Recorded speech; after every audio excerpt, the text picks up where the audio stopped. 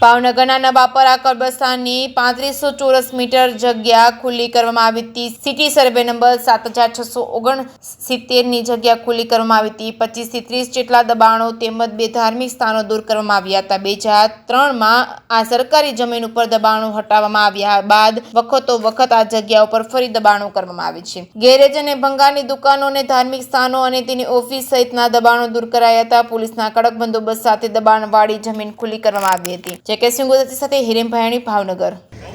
હું Shivangi Kharadi, city survey superintendent 1 Bhavnagar.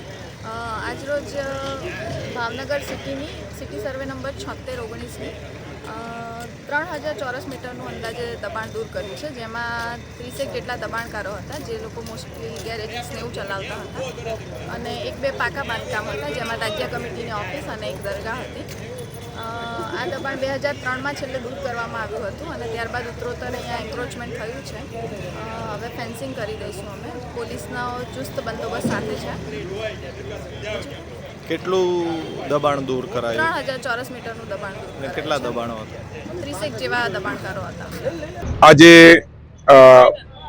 Gangajaliya police સ્ટેશનના નવા વિસ્તારમાં ડિમોલિશનની કામગીરી હાલમાં ચાલુ છે, જેમાં ઘણા વર્ષોથી 25 થી 30 જેટલી જે દુકાનો તથા એક ઓફિસ અને એક ધાર્મિક દબાણ અહીંયા પ્રિવેલિંગ હતું।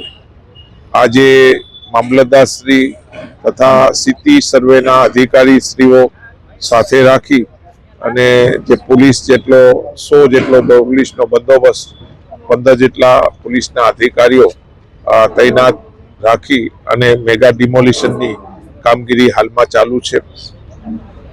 આ ડિમોલિશન આશરે 3000 સ્ક્વેર મીટરનું એરિયામાં હતું, તેની ડિમોલિશનની કામગીરી હાલમાં ચાલુ છે।